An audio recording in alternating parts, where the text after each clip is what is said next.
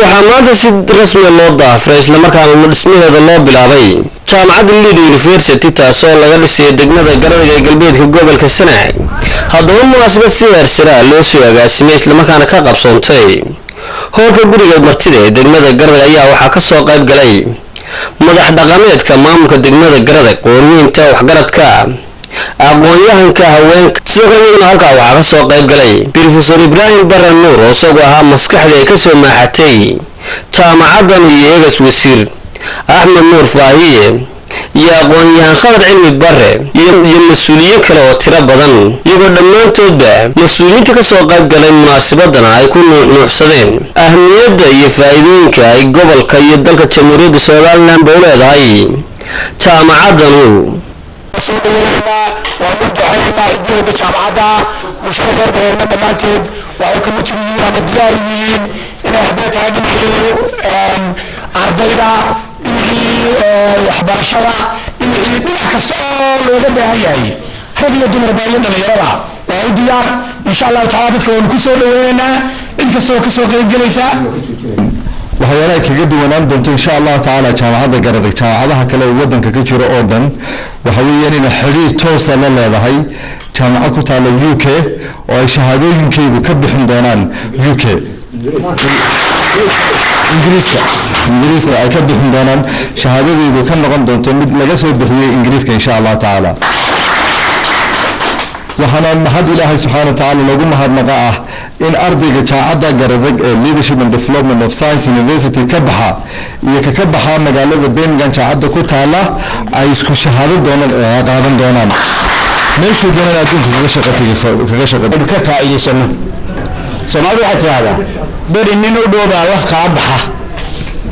horta manaafacaadkeeda waxa badanaya meesha ku taalo laakiin waxa weeye jaamacad ay leedahay muxuu ahaa qaranka Soomaaliland lama kala laha ardaydu seen ugu dira amniga iyo ugu dira dhulka ugu dira ardayda gabeena nooba loo soo diraya ay ka dhiganayaan oo ay imanayaan haddii alayaan atneeyda idin imanaya oo wax dhigaya Soomaali fara badan baa idin imanaysa reer Garadhiga waxaan ka codsanaynaa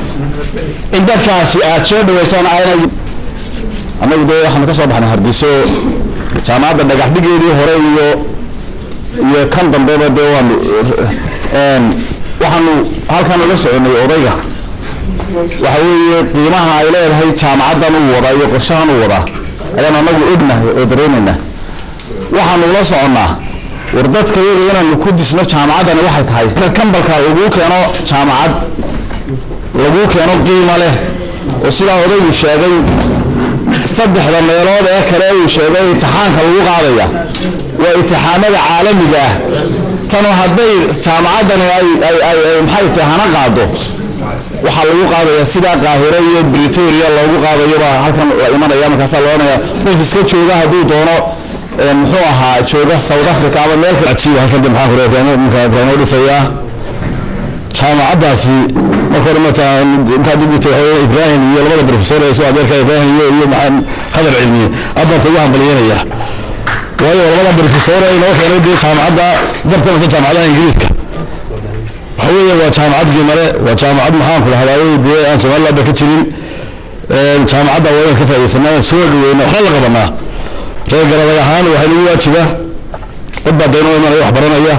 inay dhaqankii hore bedelo maxaan ila wax barano deegaanka soo dhaweeyno maxaan ku lahaayay jaamacadda ka qayb galo kullu wax duuliyaa daaliga kullu chief aabikiya ardayda kullu la soo horeeyana kan noqon doonaa Ibrahim Barre dadweynaha ku dhaqan degmada Garadhiga ayaa si isku mid ah iyagu soo dhaweeyay dhismaha jaamacaddan isla markaana uga mahad celiyay Professor Ibrahim Barre Nuur oo isagoo ahaa maskaxda ay ka soo maaxatay jaamacaddan isla markaana marxalado kala duwan la soo maray. waa Umar Sare warbaahinta qaranka Jamhuuriyadda Soomaaliland Garadhiga.